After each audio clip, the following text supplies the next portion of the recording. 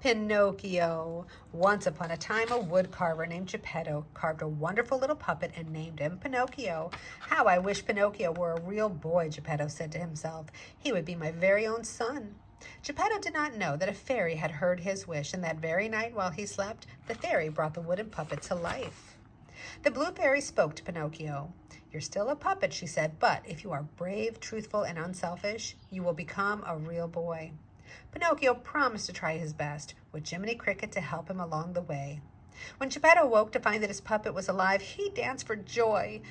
Like all boys, Pinocchio had to go to school that day. He hadn't gotten very far when he met a selfish man named Stromboli. Stromboli ran a puppet theater and promised to make Pinocchio a star. Everyone loved the new puppet, the one that danced without strings. Pinocchio loved the bright lights and the applause, and he was indeed a star.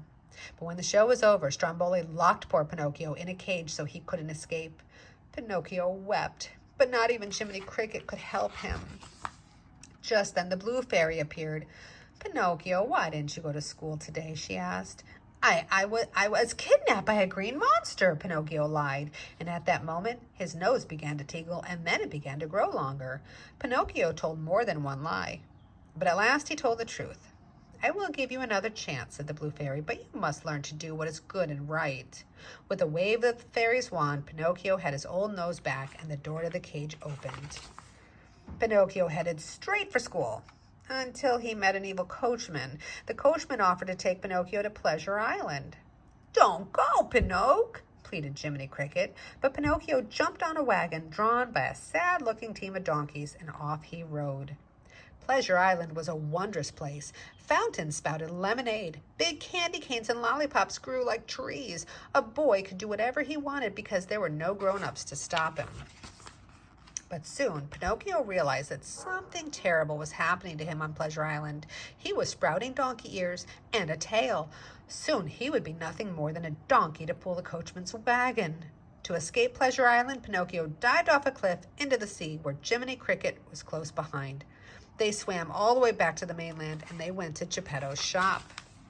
Geppetto was not home, but Pinocchio and Jiminy found a note. The note said that Geppetto had gone searching for Pinocchio, but he'd ended up in the belly of Monstro the whale instead.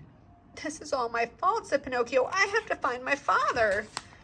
Pinocchio wasted no time. He returned to the shore and dived back into the ocean. At last he found Monstro the whale. When Monstro opened his huge mouth to swallow some fish, Pinocchio swam in. Oh, Pinocchio, said Geppetto, is it really you? But what's wrong with your ears? Pinocchio explained to Geppetto what had happened on Pleasure Island. Together, they tried to figure out how to escape. The answer was to build a fire. The smoke from the fire made Monstro sneeze. He sneezed so hard that Pinocchio and Geppetto were thrown out of Monstro's mouth and back into the sea. The long swim back to the shore was too much for Geppetto. Brave little Pinocchio fought the waves and helped his father reach the shore safely. But Pinocchio was too exhausted to save himself. Geppetto finally found him lying face down among the rocks.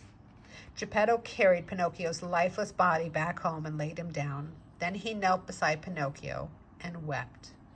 But soon a soft blue light slowly filled the room and the blue fairy appeared once more. Pinocchio, you have proven yourself brave, truthful, and unselfish, said the blue fairy.